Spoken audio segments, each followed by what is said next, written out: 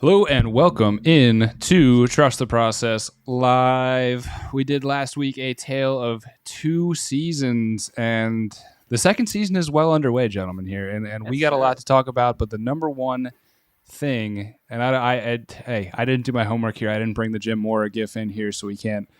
You'll have to imagine us as three versions of Jim Mora. But I am your host here, Jim Hayden, with my guy, Doc Lock, Josh Saffron. What's poppin', brother? Oh, man. It's all coming together, huh? Isn't it? It's really all coming together. Now, fellas had a long weekend. I called a hockey tournament, parlayed that right into going to the Birds yesterday. I am exhausted tonight. But you know what's keeping me going? That 40-29 score yesterday. I'm starting to feel a little vindicated. No victory laps yet. We got a long way to go. Long way to take go. care of business. But I'm feeling good, fellas. The victory lap started. I love it. The man of 40 digits, Max Coolish. What's popping? Man, feels vindicated to put your neck out there for an Eagles spread on Instagram and get rewarded for it. Also, in my defense, I made that over pick with the expectation that Kyler Murray would play. Not that it would have hit, just in my defense. Other than that, man, it's great. Life's good over here. I'm also riding pretty high off that win. It definitely didn't feel like this would be possible a month ago when we had the Flower Power episode. But who knew that just having some positive attitude and some faith, that's all that it took. What are the Eagles against the spread? Do we know? I can find out if you. They're pretty good. I think. I'd be interested to see that. I think I'd say above 500, but I don't think it's anything. I would say marginally above 500. I would say just above. I'll try and figure that out. That's really that. I don't know why. I'd be really interested to know that just because what was the spread on the Eagles are 6-5 against the spread. See, okay, that sounds about right. I was wondering what the spread would have been on that San Francisco game if they were to play now. No, it was like 2.5 or 3 in favor of San Francisco because it was at home. So yeah, it sounds about right. I can check. You let me know when I find out. No, Max, I remember both of us picking Eagles around. It was like 3 or 2.5. And I remember both of us were like, over that. Yeah, 6 and 5 you are is correct, definitely. But I can find out. Is my you find out. We'll get into the main event here. Let's see our main event here, gentlemen. First question. This is a good one. I don't know how long this is. I don't know how long of an answer, but this is going to give. But has this staff figured it out, or are broken clocks right twice a day? I'll reserve mine. I want to reserve mine. Josh, are we seeing a case of that? You're in elementary school and you see that broken clock, and it's set. It's broken on 2:13, and you get out of school at 2:15, so you're always constantly looking, and you never know if it's actually right. Right. Are these clocks broken, or is this staff kind of figured it out? All right, listen. This is an extreme here, and I don't think they're broken. I don't think the clocks are broken. Let me say that. That being said, I don't think they've figured it all out, but I think they're figuring it out. Like, okay, I'm not. First of all, let me say this. I'm not apologizing for anything because I think what we've seen here with Nick Sirianni and Jonathan Gannon it's like exactly what we've been asking them to do since week 1. And I said this, it would be the last show or the show before, where I'm like, yeah, Nick Sirianni, you're doing a good job, but I'm not going to sing your praises for running the ball when everyone and their uncle was calling the radio station week 2 and saying, run the damn ball. So now, Banners, I think this was the Jonathan Gannon game, right? And Trevor Siemian sucks. No Kamara, no 2 left tackles. I get it. This was the game they needed to dominate defensively, and they did for most of it. And they did, and it was the way they did it that I think really had me starting to feel more optimistic about this team's future, at least in the short term, right? I'm not here like, oh, Jonathan Gannon. No.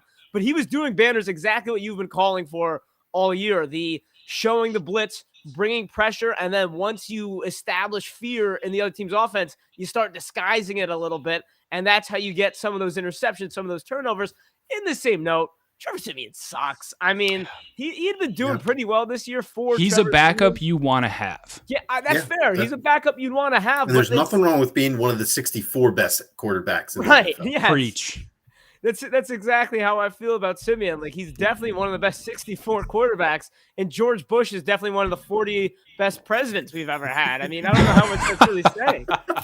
But listen, I think they're figuring it out. Like Jalen Hurts, you're seeing growth here. And I think as an Eagles fan, you guys know it. I'm the biggest victim of it. I'm going to jump on everything I see from the word go. And patience is hard to practice with this football team. Now that patience, well, I didn't practice it very well, but time has passed. They're getting better. They are figuring it out. And I think, they got an identity now.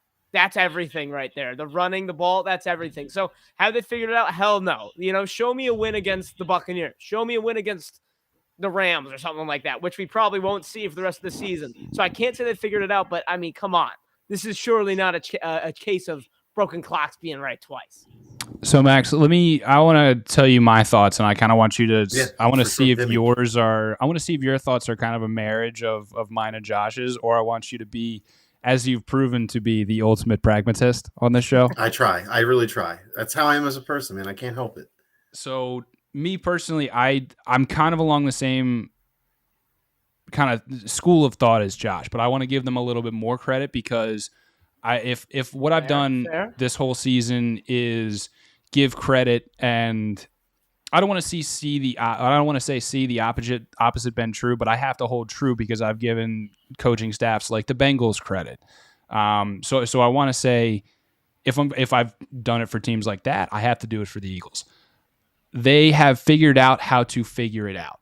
And I think that's the best thing you can ask for first-year coaches and first-year coordinators. It's true. So yeah, this is about as figured out as you can get with this team, with this personnel. So I have to give them credit. Spin. And Nick Sirianni didn't do what we all obviously did not want him to do, but expected him to do, was get Miles Sanders back and completely go back to the RPO offense. Look who's back.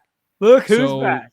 So these are all positive signs. I have to give them all the credit in the world because I've done it for other teams, but I'm actually seeing credit due here. So pragmatists, take it away. Yeah, I actually guess I am going to have to be the one that reins on the parade here a little bit because it is obviously it's more figuring it out, right? They are not perfect.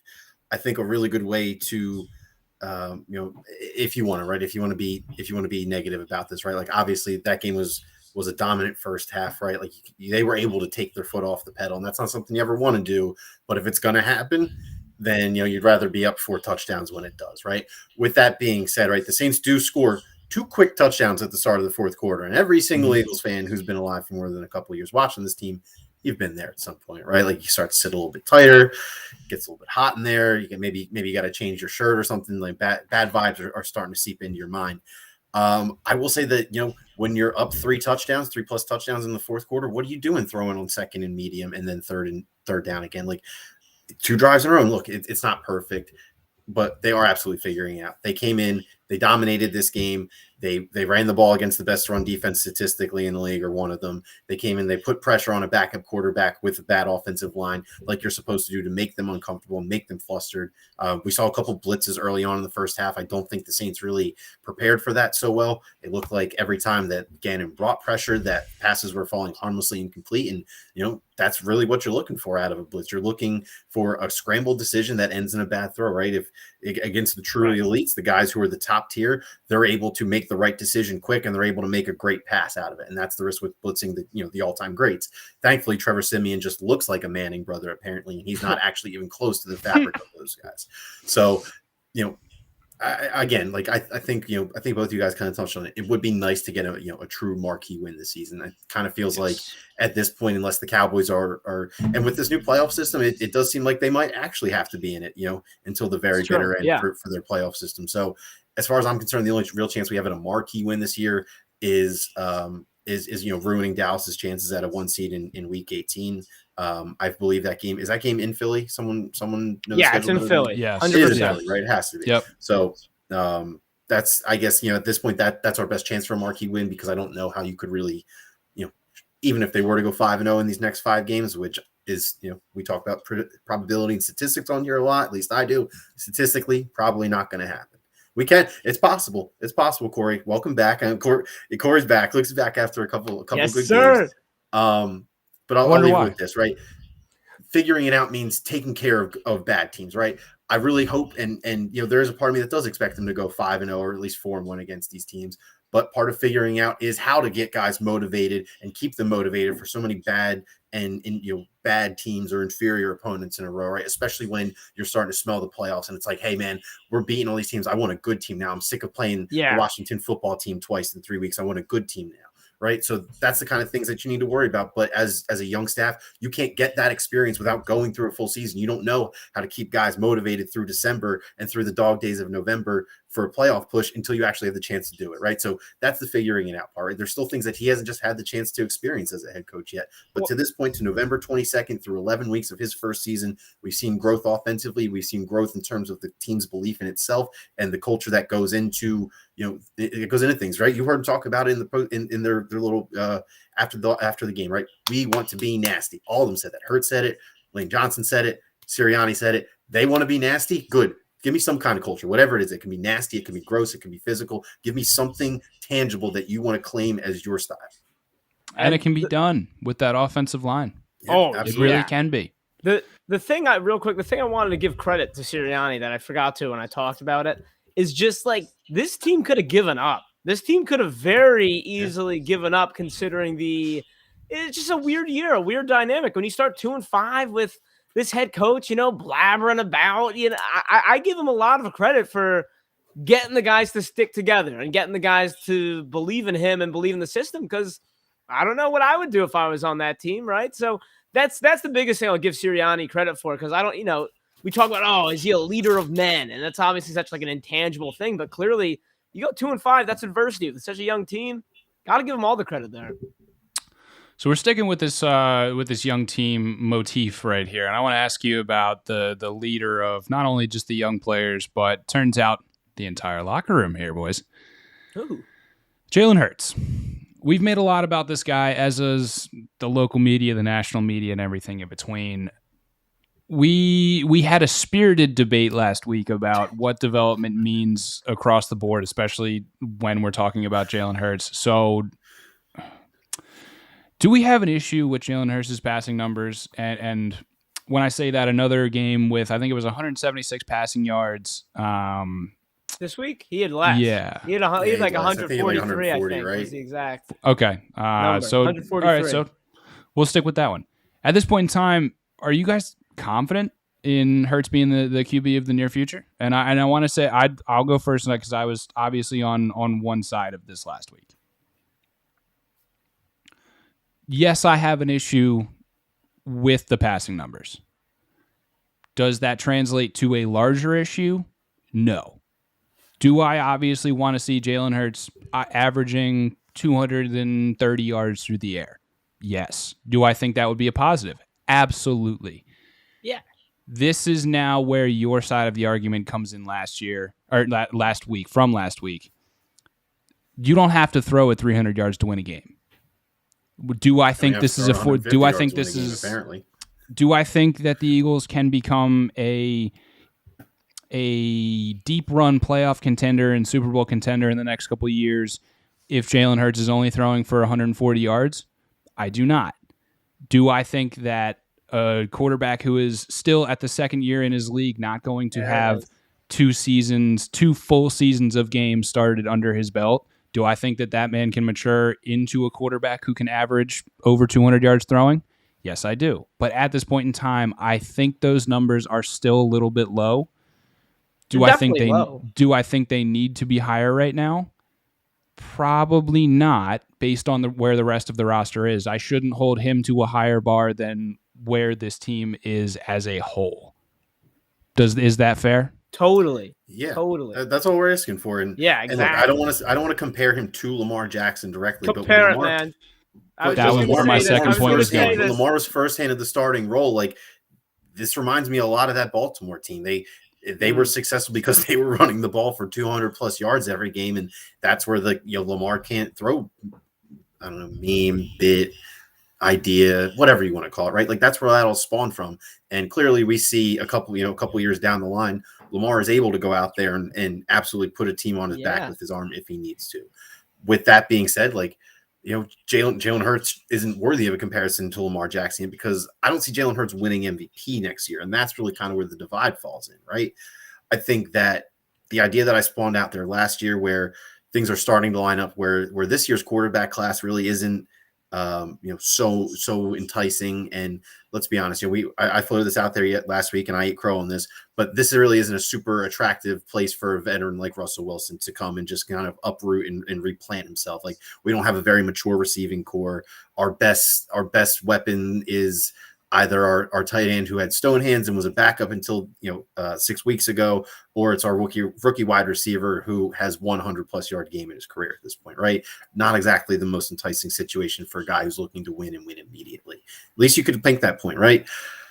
So it's tough. I think at this point we're very much on course for Hurts to have another year, and really like next year is where we should have to expect the consistent 200+ yard games, regardless of how well the rushing is going. Like if the rushing is going great still, you should, at that point, if you're dominating a defense, I don't want to have any issues, throwing the ball. And it's easy to say, hypotheticals like this, but I think ultimately the point that I want to make here is that you don't need to see progression this year because the team is doing so well, right? The next step the team needs to make is to go from wild card to contender is, the passing game needs to improve. The passing game needs to become good to elite. If you have a running game this great, it doesn't need to be 400+ yards and 5 touchdowns through the air, right? It doesn't need to be that. It needs to be able to effectively complement that. And, admittedly, maybe next year I would like to see a little bit more play action and bootlegs rolled into it, but that's not on Jalen Hurts. That's on his coach. So as we've been over this a million times, the soil needs to be continued to water, right? Plants, they die in the winter, right? You need to continue watering them throughout these cold months here so they can bloom throughout the summer and be gorgeous next year. More flower references. Get out of here, bro. Dude, I'm pulling the flower references out of thin air. You got to respect it. So, I have to. And no, Corey, there's we're no not issue with the complaining, passing numbers, right? Like I was very clear on this last year. I think Josh made this point in fleeting last week at the end of our discussion. Wouldn't it be nice to see Jalen Hurts in a playoff game for maturity and for experience purposes? Yes, of course. Anytime. People this year, mostly non-Eagles fans, you hear saying this about, it wouldn't do your team any good to make the playoffs. Get out of here with that. Sure, they might go get knocked out in the first round. They'll get a worse draft pick. I would say it's only. Sorry, not to cut you. Go ahead. Finish. No, go ahead. I don't care. It's like playoff experience means something. I always talk the classic thing to reference back the 2007 Phillies. They get their asses handed them to the Rockies, and what do they do the next year? They win the whole damn thing. Like you need that playoff experience. That's all it is. No, I am not comparing this team to the 2008 Phillies banners. No, I am not. I'm saying that's my reference for how important playoff experience is in general. All right, but Digits, what were you gonna say? I was just going to say that in terms of the playoff experience thing, right? Like the only time it's not worth it to go to the playoffs is if you truly view your quarterback as a true backup. Like I hate to point out the Vikings thing a couple of years ago, but like Case Keenum was a total stopgap for you guys. Like it was very clearly going to be a short-term solution. And like that's the kind of guy where you're like, well, fuck, if we're not going to win the whole thing, I'd rather not make the playoffs, right? And that's just the first team that I thought of off the top of my head. It's your team was built and was good enough to win, and that's why you made the move for Case Keenum. I would say a more apt comparison would be the Washington football team from last year with Taylor Heineke. Yeah. I think that's a good one. That's a really good one. I guess I didn't count them because nobody thought they were good. Like our division sucked. They finished under 500. I don't think anybody would have expected anything out of last year's division winner, right? Like so let's put a pin in that because I want to divide what we were just talking about into two things, and I want to save the ramifications of making the playoffs for our last question. Good with this one. I'll be good. And let's talk about the actual elephant in the room, making the playoffs. Okay, is it more or less likely the Eagles actually make the playoffs this season, Josh? Oh my goodness, Josh! I'm not even going to go say it all for me, brother. Please. Like, what was that? What was I going to say? Less likely? Are you kidding me? Like, I don't know. You go on the internet, and I don't know how they get these numbers. Like, you look up Eagles playoff chances. Every single avenue, every single website has them at like 30% or under, which obviously that means less likely to make the playoffs.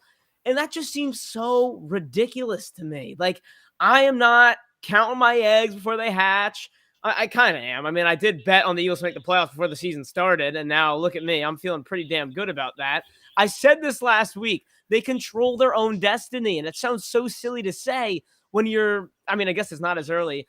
That Saints win to me was chef's kiss beautiful. Like, all you have to do is roll out of bed, hand the ball off, stick to what you're doing, and you should be able to trounce all these teams. The Eagles are going to be favorited until week 18 when they play the Cowboys. I mean, I don't want to say they're going to win out because I think you're always, especially with the Eagles, you're always susceptible for that one stinker. Like, damn, what was going on? 2 Taylor Heineke games on the horizon, too. There you go. Oh, man, that guy's a pest, an absolute pest. So, like, let's say they drop one of those games. Can we all agree that 9 wins gets you into the playoffs? Is that a fair assessment? Not With guaranteed. how the NFC shaking out right now, yes. I would say it's still not guaranteed. I guess I just can't comfortably say that 9 wins 100% gets you in. I think 9 gets you at least in some sort of weird tiebreaker spot where good for some teams. I would agree with that. Looking at this, I talked to you guys about this off camera before the show, but like if I'm looking at the 7th seed in the NFC, 9 wins, the only other team I'm seeing that could get to 9 wins is this 49ers team. Like the Panthers, no. Washington football, no. Falcons, definitely not. Giants, no. The Bears are about to implode. Don't even throw them in there. The Seahawks, definitely not. And you know what? Hey, there aren't even 9 games left for the Lions. So, yeah, like if I'm looking at the number 9 games, the 7th seed is right there. And Josh, you mentioned this. The only thing that you're gonna have to keep in the back of your mind is that head-to-head tiebreaker. Yep, with the Niners. That is a bit daunting. But the thing that makes me Corey, feel... the Jets are not in the NFC. But we do play. He's saying the Jets are on their schedule still, I think is his point. Yeah. It's literally, I mean, yeah, Corey, good point. It's just the division, which I know how we all feel about this division, Cowboys withstanding, and the New York freaking Jets. Come on. Here's the thing, though, that I want to watch for in these last 6 games. Bring myself back down to earth. If/when one of these teams stops the Eagles' run, what do? Because what makes me feel really good going into the rest of the season is they finally have an identity, the one they've been looking for all year, especially with this new team, and it's just pounding that damn football. What happens if/when one of these teams stops their run? That's what makes me nervous. If they're going to drop a game they shouldn't drop, that's what's going to be how it happens. But to be honest with you, I just can't see it happening. The Giants are I expect a pre-playoff Lenny to be running all over them tonight. The Washington football team, they've got a good pass rush, but their run defense really doesn't scare me. The Jets are already checked out. I mean, unless we get some Joe Flacco revenge game here. The Jets have like the worst run defense in the league. The Jets have the worst defense of all time. Like, how can somebody convince me the Eagles aren't going to make the playoffs? That's what it is. Like, to me, I don't want to use the word foregone conclusion, but I go to sleep a lot easier now after that Saints win. Like, if they lost that Saints win, this question would have a lot of juice. I'm sure I'd still be fighting for the playoffs. Banners, you'd be trying to take me down. You know how we do it. But after that Saints win, show me a path where the Eagles don't. I can't find it. I mean, they lose games against they lose more games against bad teams than they should, right? Like we shouldn't. Yeah, sure. I said this before. We shouldn't plan on them going 5-0 in this stretch. There's division games. Max, you know it. You know it. Like, find the loss. Like one of those Washington games, and even then, they still should be in a good position. The only way they don't make the playoffs is if they drop 2. Like, there's still I hate to say it like this. They're still allowed to drop 1. I can't believe we're in this position. They are able to drop one of these games that they shouldn't. I would be much better if they didn't, but totally agree. But I'm just saying, it's tough, man. We saw the Texans beat the Titans this weekend, straight up. Yeah, I mean, the Titans, weird shit happens in the NFL. The Titans aren't good. Like the Titans really aren't good. Titans would smoke us if we played them. The Titans aren't good. The Titans aren't good. Without Derrick Henry, the Titans aren't good. I will keep. I still believe it. Like Titans aren't good. Okay. All Without right. Derrick Henry. I'll let you have that one. I guess it's. Bud Dupree can only play one position. Hurt. Still on the Bud Dupree thing. There we go. Still on the Bud Dupree thing. It's the NFL. It gets wonky. This just shows you. This really shows you how top heavy the NFC is. Because this is like there's some pretty garbage teams in the NFC kicking right now. 2 games against Taylor Heineke kind of worries me just because of how, like, that dude is just like, he makes his money on, like, making other fan bases have bad weeks. Like, there's going to be one, like, even if it's a close game and the Eagles do manage to get by, there's going to be one of those 2 games where Heineke gives you, like, some heart palpitations towards the end. It just kind of feels to me like it's going to work out that way. You're right, though, Josh. You are now allowed to drop 1 game, which is crazy. Outside of that, it's going to be interesting to watch. That's how you got to be. If you want to make the playoffs, you got to beat the bad teams on your schedule. You got to beat the teams you got to beat the teams that you're in 50-50s with in terms of positioning, and you got to beat teams that are worse than you, right? Like, doesn't matter if they're division or not. At Phillies. I don't want to do this. I don't want to do this. So it's winter, please. I want to pivot that. A question comes up for me. So, can the Dallas Cowboys, week 17, or would that be 18. week 18? Yeah, week 18, game 17. 18. It's so weird. Can that be considered a mark? Like, if they win that game, are you all right with that being the marquee win of the season? If the that Cowboys, sends you to that's the playoffs? meaningful for the Cowboys, absolutely. I mean, well, it's always nice. So let's say I'm looking at it right now. They're without Amari Cooper. CeeDee Lamb's probably going to be out for a week or 2. Yeah, they're both not playing already Thanksgiving, out. both those guys. Tyron Smith. To me, the Cowboys cannot get a 1 seed. So let's take that off the table. The Cowboys not playing for a 1 seed. If you beat the Cowboys in Game 17, Week 18, are you all right with that being the marquee win of the season if it sends you to the playoffs? Yeah. I mean, I think there's one answer, and it's that it has to be. You have to be okay with that being the marquee win, and especially if, good old Dakota and Ezekiel are playing in that game. Yeah, that would definitely be a marquee win in my mind. I don't think there's going to be a world where this exists, though. My ideal scenario would be you put yourself in a position where Week 18 isn't a must-win, because I'm nervous about the Cowboys throwing everything they got to try and knock the Birds out of the playoffs. Like, that's just a scary, scary possibility. I would say with this new playoff format, it's especially because the NFC is basically like a 3-headed race at this point, right? Like Packers, Cowboys, and Cardinals, Rams. You're not going to. I wasn't say Cardinals. I think the Bucks are still kind of there, right? Or whatever. Regardless, it's wide open.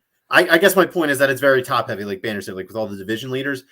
I think that those 4 teams, like the Rams, are seeming to fall behind in terms of their record. So they're going to be like struggling to catch up.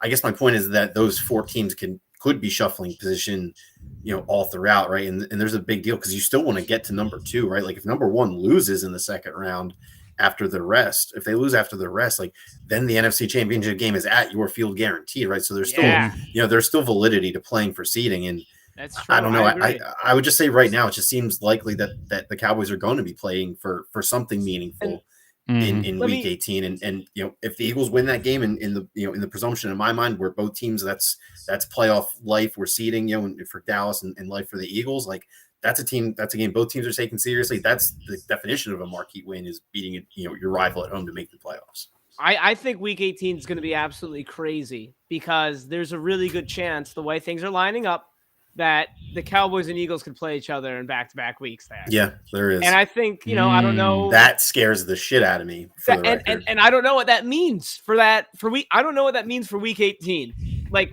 are the Cowboys going to hold some things back? Are they going to try to win to avoid it? Like, I don't know. It's just something I've been playing with in my mind today. You can take some solace if Week 18 doesn't go the way you want it to and it lines up that way. It's really tough to beat a team 3 times in 1 year.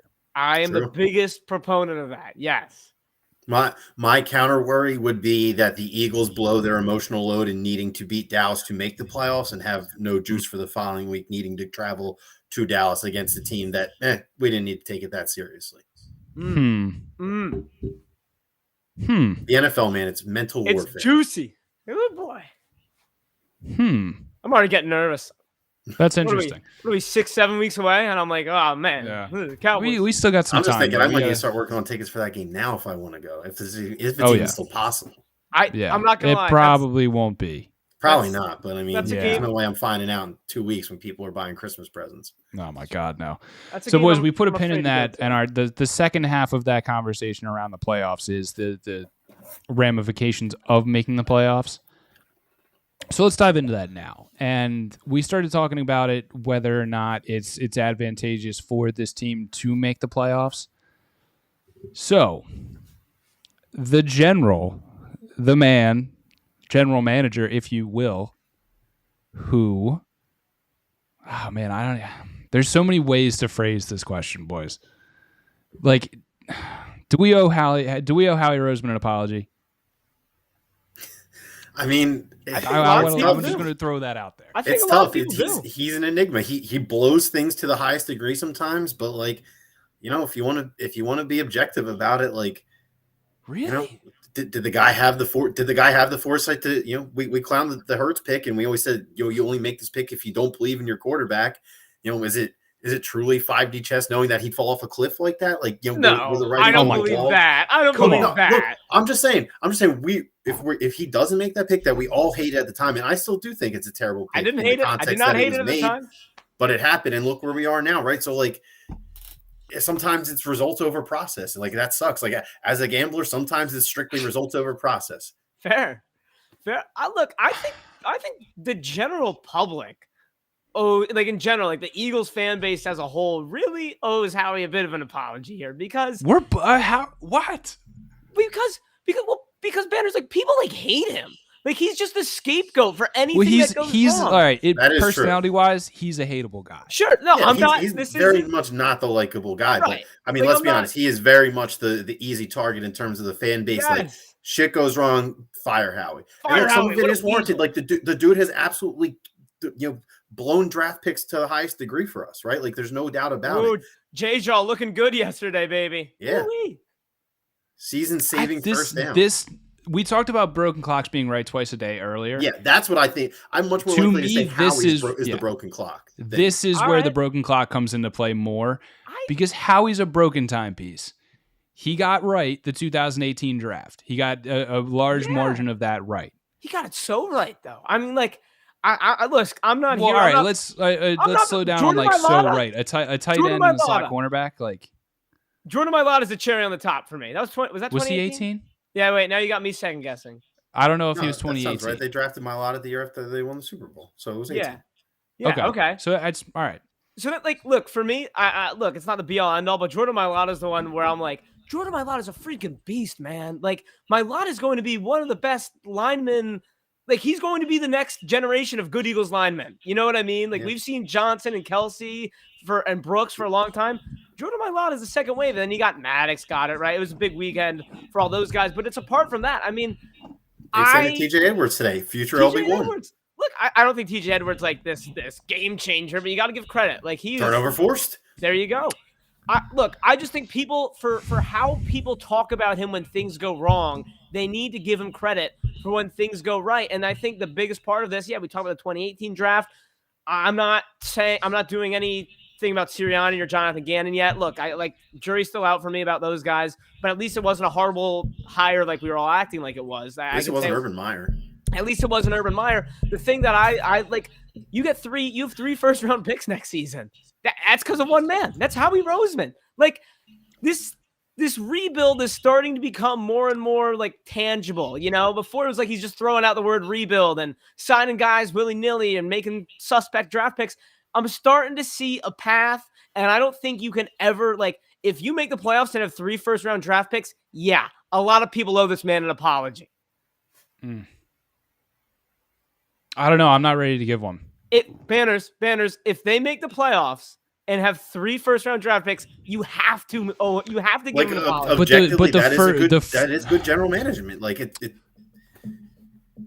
I don't know how much credit I'm willing to give him for the first part of that, though. The playoffs? That's what I mean. Like, it's tough because, like, for every Jordan Mailata, like, there is Jalen Rager when Justin Jefferson is the next. Jalen Rager fucking sucks. Like, he is the worst. I know that's what I mean. But that's what I mean. There's no gray area. We don't have any all right draft picks. We have Nate Gary and Jalen Rager, or we have Goddard, Maddox, and Mailata in the 2nd, 4th, and 7th rounds. You know what I mean? Like, excluding They need to hire a first-round draft picks consultant is what they need to do for this year. We need to go back through the depths of NFL history.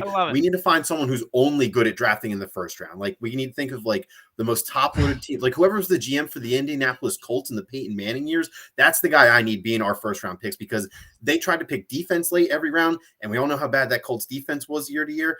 I need a guy like that who's just like so money with the best 30 to 35 players and doesn't know shit about anybody else. That's what the Eagles need. And everything Howie Roseman else, he can handle everything else.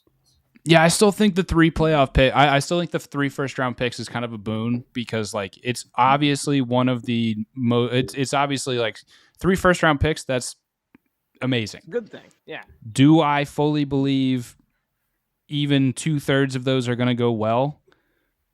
I still have my doubts, but I mean, I do too. Honestly, I do too. Even just making the playoffs, how am I supposed to give a general manager credit for a team that is clearly not assembled to make the playoffs, outperforming their roster potential? That to me, that's not on the GM. That's on the coaching staff. Like if to me before, so it would be different. It would be different if the results from all these trades were players acquired to make the playoffs. Darius Slay notwithstanding, like the moves weren't made to, hey, this is a playoff run. The moves were made, here's more draft picks for me to go in the future and make a team for a playoff run. So this team starting TJ Edwards, this is a coaching staff thing. Am I like? No. I completely get what you're saying. I like just straight up. Maybe it's the fan versus non-fan divide here, where I'm like, I freaking love this. Yeah, like this is a good team. They're outperforming. Credit to Howie for getting these guys. But I get what you're saying. Like there is an element of luck here, where it's like, oh, did we really think TJ Edwards was really going to have so lucky this much of an impact in this game? Hell no. Like Howie's over here infatuated with Jannard Avery, right? And it's the coaching staff who was like, nope, Jannard 4 snaps this week. It's not your time. So, Ben, I totally get what you're saying. I'm looking more from a general consensus of Eagles fans every freaking week just going after Howie relentlessly. I'm like, man, you're just looking for someone to pin your problems on. Like, I would say that if I wasn't an Eagles fan and didn't know the dynamics of this fan base, I probably would be less right. I'd probably be more of like how the hell does this guy still have a job after all of these years? And yeah, he's had good moments, but in the NFL, you have such a short shelf life where usually one bad mistake or one bad draft really just kind of sets you behind and you're probably screwed at that point. I did want to bring one thing up about the draft picks, and I don't want to go on too long, but I do think they should trade one of the draft picks and get a wide receiver, because I think we're so infatuated with the idea of packaging 2 or 3 and getting the next franchise QB. Hopefully things stay the course. Hurts looks good. Maybe takes a team in the playoffs and they have more faith in them. I don't want to be, I was at the game, so I know way more than you. I'm never that guy. I actually think you can retain more information sometimes watching at home. The good thing about being at the game is you can watch the receivers go downfield. These guys are bad. Like, these receivers were not getting open almost at all, aside from Devontae Smith. Like, I felt much better about this receiving corps going into this year. I think you have a guy you can build around Devontae Smith. You need 1 or 2 more good, reliable receivers to really do something special with this team. See, that's kind of where I disagree. And this is kind of the encapsulation of why I still don't think I owe Howie an apology. Is how are you a team that is not scheduled to make a playoff appearance and still have cap issues? So to me, I don't think, Carson Wentz, right? It's still in the books. Well, yeah, but Wentz is still on the books. Outside of that, you still also have albatrosses of contracts. Right. No, yeah. It's the two. You're getting the old regime just still hanging around, still left over. And then, like the Fletch contract, the BG contract, those like albatross, like those are huge. Right. But now you're backed into a corner where, okay, we're going to make the playoffs this year, so we can't go back from making the playoffs to a rebuild. So you can't dump all of those contracts. So you're still a team 2 years out of a retool with cap issues. So that's kind of where you can't take one of those draft picks and trade it for somebody who is either has a large cap hit already that goes to the cap, or somebody who's a year or 2 away from commanding that big salary. You can't. So now you're in the boat of you need to use at least one of those picks on a wide receiver. Year or 2 out, so that's I mean, that You would would hope. work. You would hope. Yeah. From what Howie showed me, he likes being up against the cap.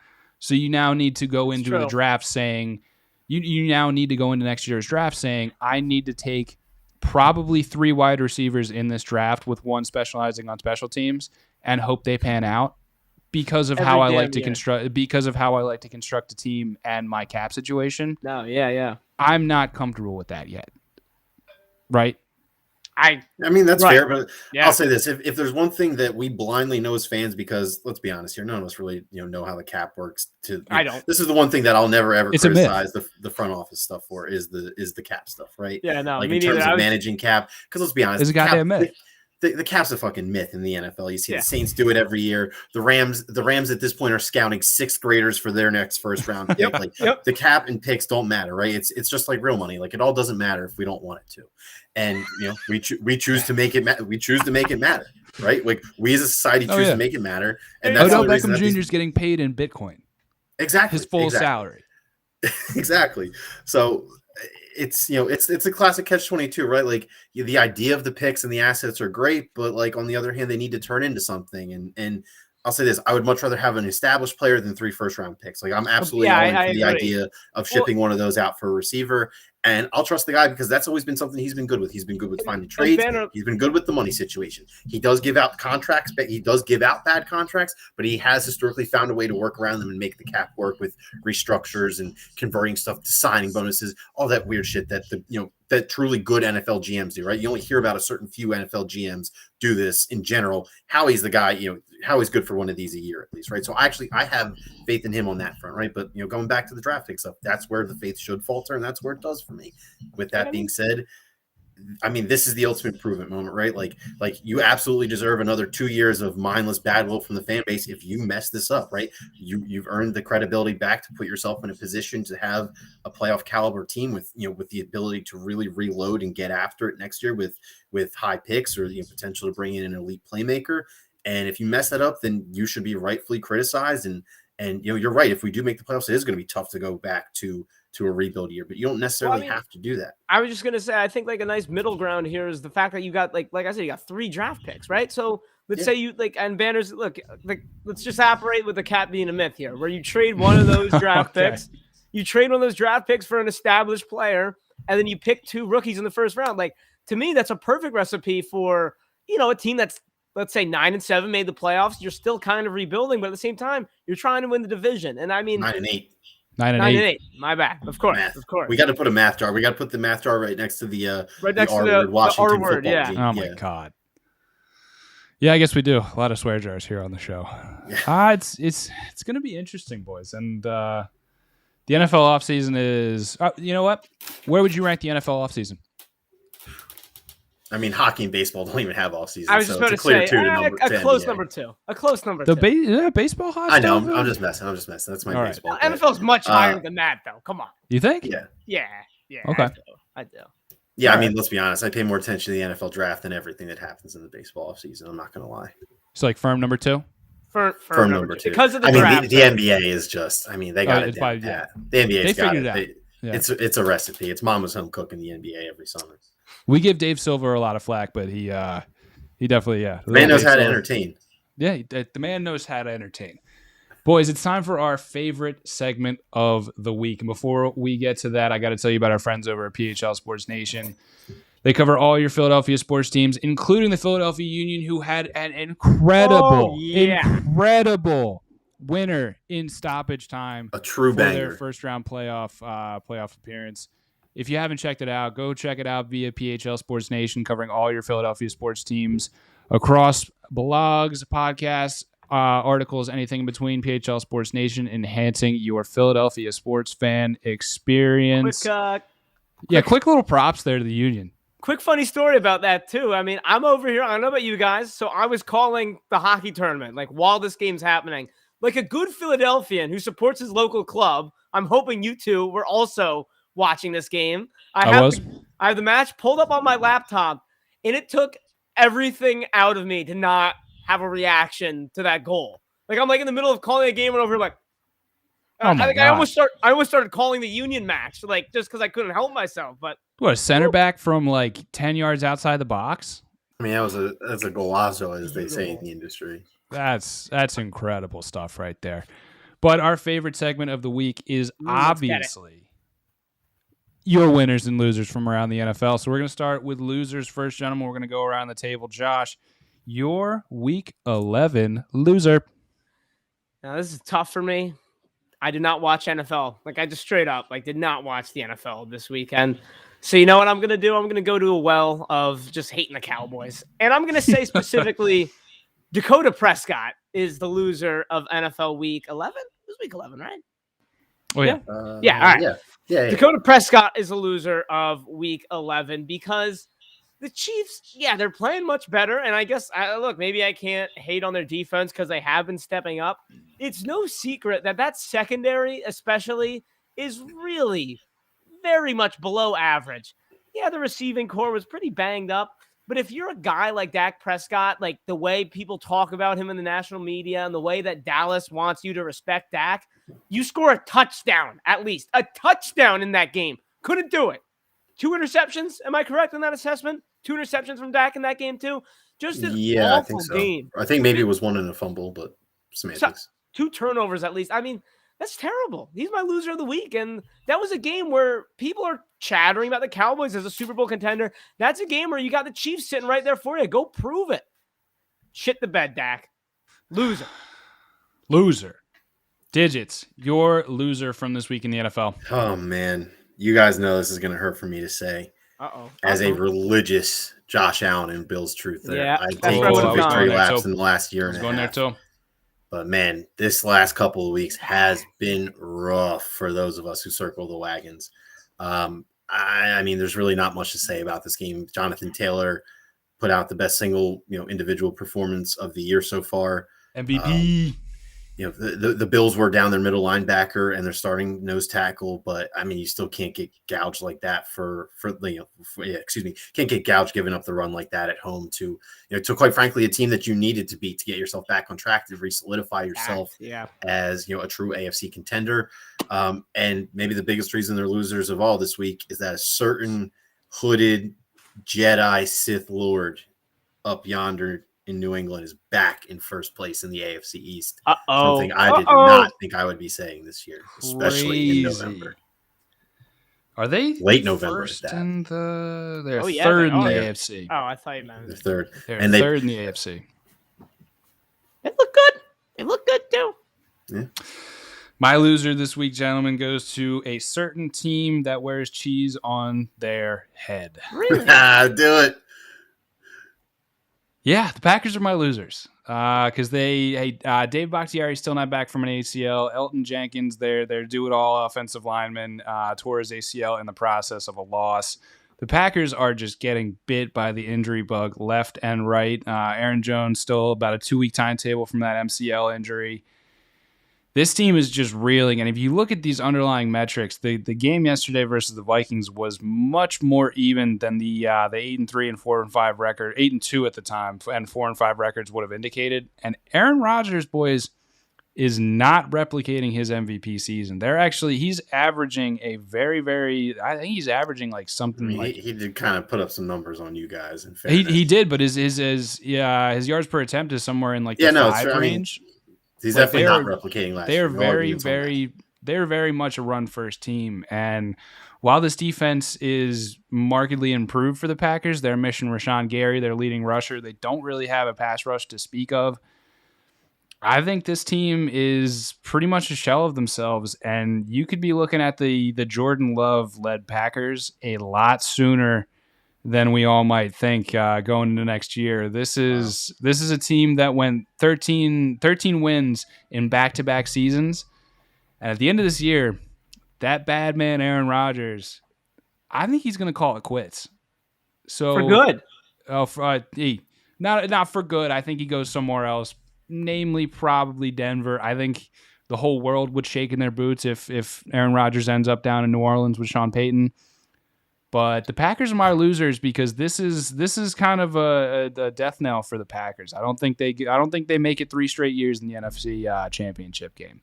It's a tough ask. One last quick honorary mention loser.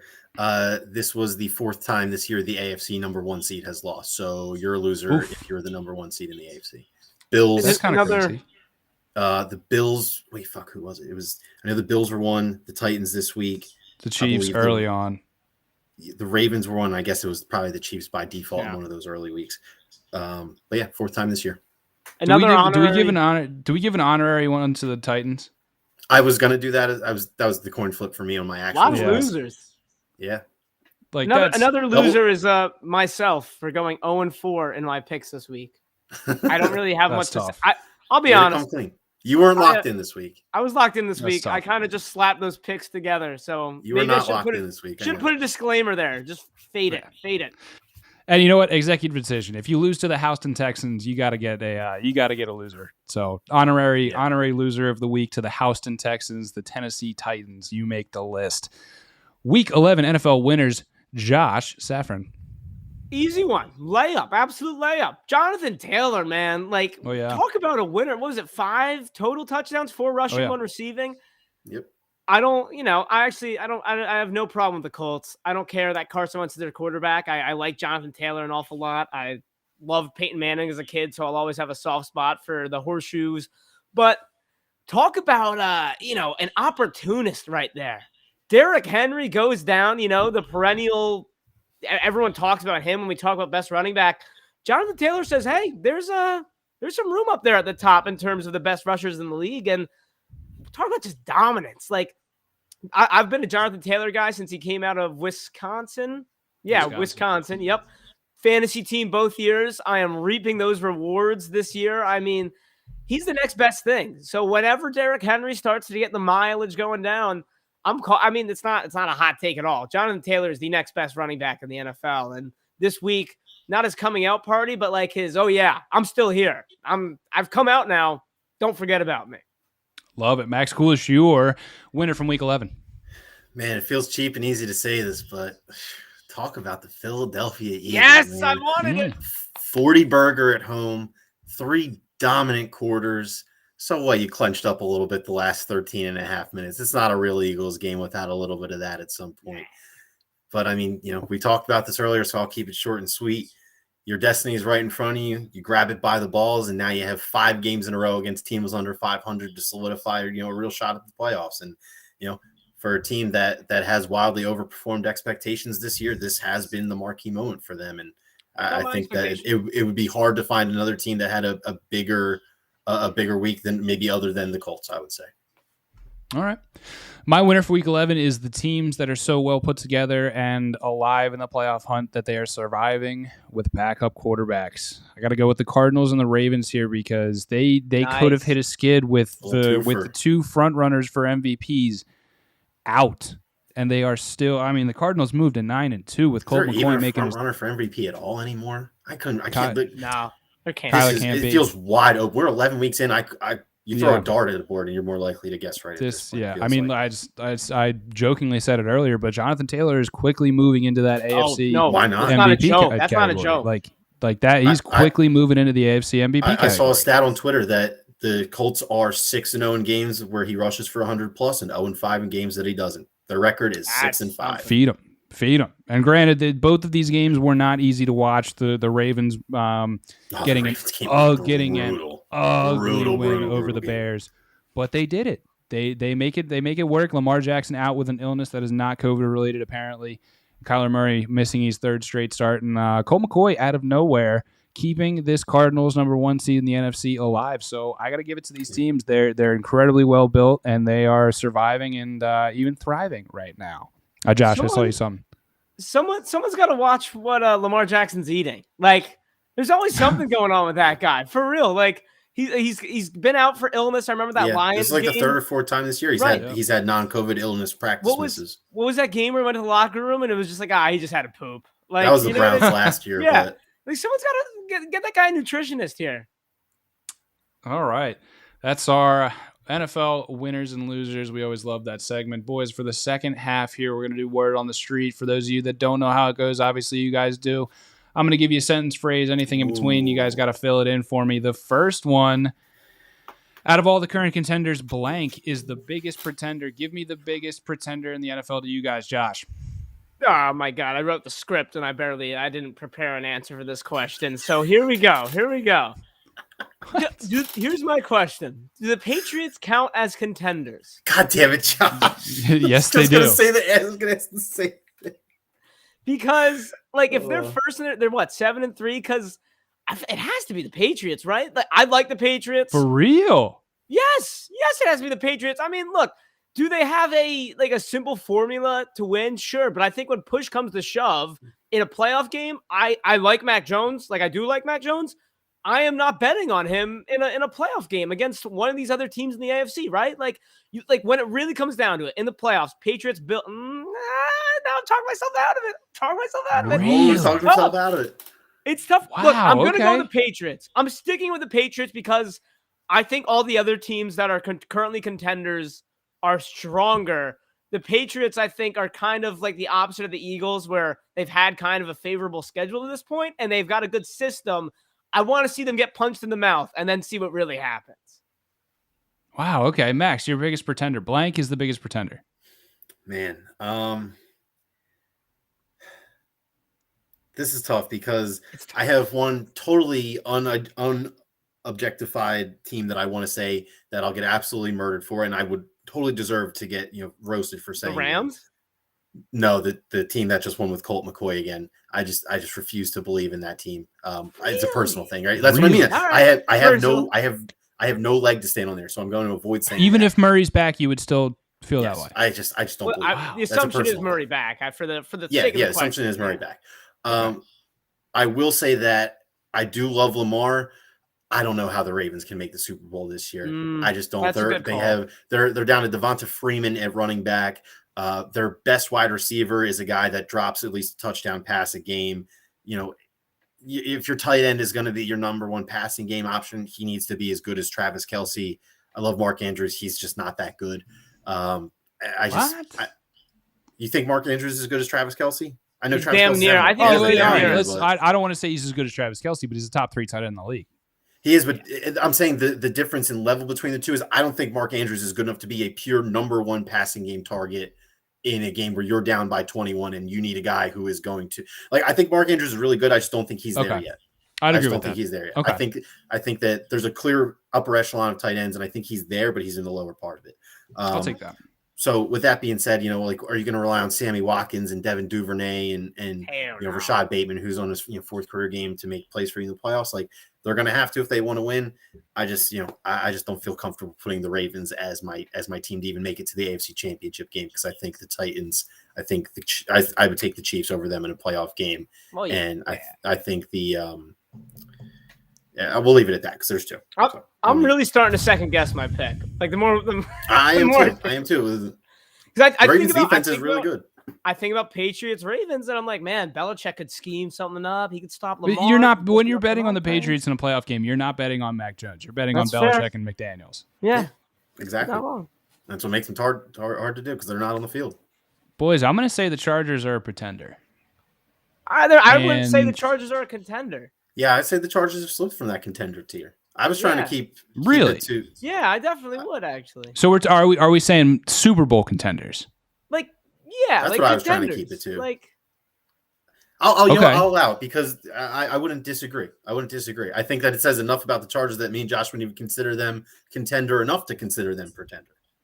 So do we want? Are we going to keep it to Super Bowl contenders? No, you can say Chargers. If you consider the Chargers a pretender, then I say go for it because there is Super Bowl buzz around them.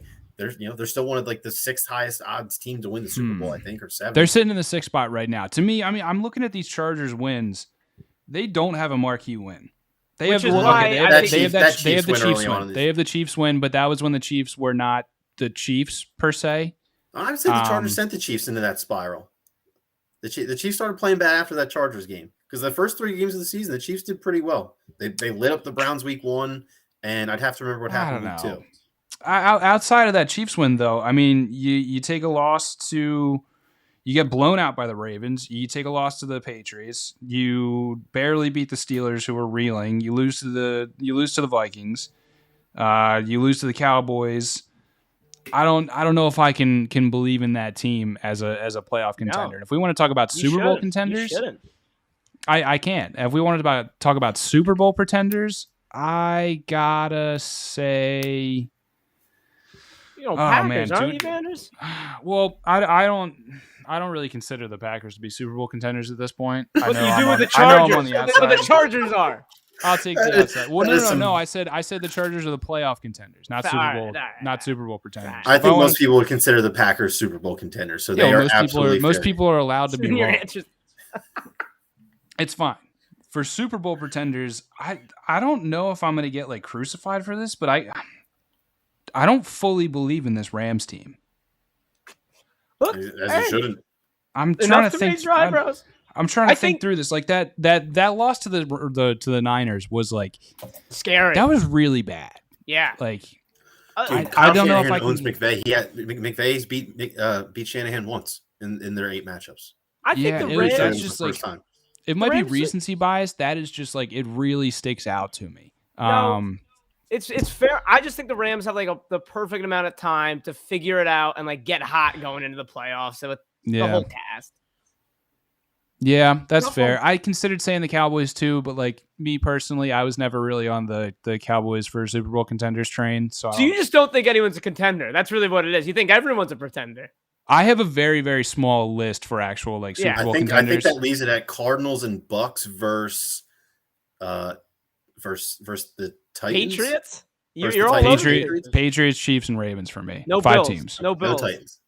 No Titans, no Bills. Well, okay. I got hated on when I said the Titans are bad. So well, all right, bad and Super Bowl contending is not the same thing. Fair.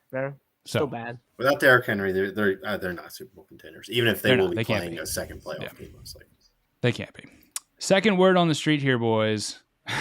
This is as of right now. Oh wait, do we change this, Josh? What's that? I don't see this one on the script. The graphic I have up right now. My bad then. My bad. This is the graphics, right? All right. Between the NCAA and the NBA, blank is superior. And give me context here, Josh. I think it just means overall. Like what are you prioritizing? Okay. I mean, this is this is easy for me. It's pro every day of the week. The NBA is a far superior product. Growing up in an area that is so divisive in its college sports in general, like over here, like there's no single, if it's not Penn State, it's a very, very divided area of the country. Yeah, you're right. And quite frankly, I never really resonated with college sports too much as a kid. Yeah, they were cool to watch, but the level of play was clearly not the same level as the pros. And it's a lot harder to remember all the guys for 150 teams than it is for 30 or 32. So that's where I gravitated to as a kid. I'll leave it at this. I put out, a fair amount of NBA plays every night on my Twitter, and I've never once tweeted an NCAA men's line. So you do the math. There you go. At Maxadelphia, by the way. There you go. Right there. Nightly NBA card. I'm the exact opposite, although I completely agree with Digit's logic. Like I have no qualms with your work, but we come to a different result. Mine's just simply I'm never a college over pro guy. I absolutely hate NCAA football. Like I think the NCAA is a sham, but in general, I don't watch the NBA because it doesn't matter at all. Like these games don't mean anything at all. I watched the Sixers for the first time like since Embiid's been out. When I watched the last quarter of that Trailblazers game, and I was like, Covington hit the shot. Cool. I don't care. Every single college basketball game means everything to these teams, especially right now with these little preseason tournaments. I'm glued to the TV. I'm loving it. So if there's NBA games on TNT or a college basketball game on ESPN, I'm going to the worldwide leader of sports, baby. I like tomorrow night, Gonzaga, UCLA, 1 versus 2 at 10 o'clock. Max, I know you like watching the late games. Yes, thank you, Josh. I'm there. I'm so there. I'm all over college basketball, man. I realized today, like I was watching the LeBron and Isaiah Stewart debauchery, and I was like, this is ridiculous. Like what are we doing here? Let's watch some kids really just leave it all out in the court. I don't know. I can't go with a product who routinely averages 80 points per game. Oh my God. Have you overall? I mean, a bad oh my God. One of those slow. Like, can you believe there are college basketball games that finish with less than 100 total I points? love it. I Regular, like love that's it. not like a Hard like defense, man. Good I scheme. can't Good go with a coaching. product that does that, but at the same time, there are just like there's a list of like 5 to 7, maybe even 10 things that and I'll call it amateur because Josh, I very much agree and echo the sentiment that the NCAA is absolute rubbish. I'm going to call it amateur sports instead of professional sports. There's a list of like 5 to 10 things that amateur sports does right that the professional leagues really, really should. Like the product on the professional level would be so much better if you just adopted this short list of things that it's just like, I keep coming back to amateur sports because of these things. It makes the product watchable, even though the scores are not, they left something to be desired. Obviously, I have to take pro over amateur here, but like, I'll be damned if there aren't some things that I just don't look at these commissioners and be like, dude, like what? Like the college football clearly has better overtime rules than you. Not anymore. And you're doing nothing about it. Like I never liked possession arrow in college. That's the one. Yeah, possession arrow does suck. That's the one rule. That's one distinct rule I can point to that really turns me off from college. I always hated that. That's fair. That's very bad fair. Rule. That not gonna make rule. me stop watching though. Yeah. Our last word on the street here, Gentiles. Oh wow, this one's good. Contentious. This could create some knockdown dragouts here. The best Thanksgiving food is Max. The best Thanksgiving food is Max. Yeah. All right. For my Thanksgiving Day food draft, round 1, pick one overall. And obviously, I'm going to say this in mind with everyone's family's cooking method is different. But I think if you went to insert your sample size of Thanksgivings here, I think that this would end up being the thing I take the most. Give me some stuffing. Okay. So that's all our number ones. No, not me. I am anti-stuffing. Anti-stuffing. Timeout. Josh is in timeout. Yeah. That's terrible. That is atrocious. All right, so you're not. So you're anti-stuffing. Josh, the best Thanksgiving food is blank. I'll give 2 answers. One is just the obvious. It's mashed potatoes with a whole lot of gravy on them. I love myself some mashed potatoes. But more adventurous route, green bean casserole. A good green bean casserole. I could eat it all year. I love it. I don't wait all year to eat green bean casserole. See, I don't even. It's necessary. You need a good vegetable casserole. It's part of the spread. Green bean casserole is not even made at every Thanksgiving for me, but like Thanksgiving was coming around. And I started thinking about it. I was like, man, what's wrong with me? I want green bean casserole bad. So the third answer, good corn. Nice and buttery, like moist corn. I love them. You're a sociopath, dude. You've heard my takes about my Eagles masochism. I mean, this is nothing new to me. I have to go, and since Max took stuffing, I'll deviate. Sorry, you gave it to me. No, it's fine. And I'll tell you what, the stuffing will tell you how good of a cook said cook is. If it's a good stuffing, the rest of the food is good. If it's a bad stuffing, the turkey's dry, the mashed potatoes are instant, the cranberry sauce comes out of a jar. So the stuffing will give you an indicator. My number 2 are the rolls. Oh, that's a sleeper pick right there. That's a good sleeper pick. A good roll isn't just simply a piece of bread you put butter on. A good roll can be manifested into the perfect Thanksgiving sandwich and enhance your meal. Thanksgiving slider action. Yep, exactly. You know what I'm talking about? The toasted King Hawaiian sweet rolls. Nothing can.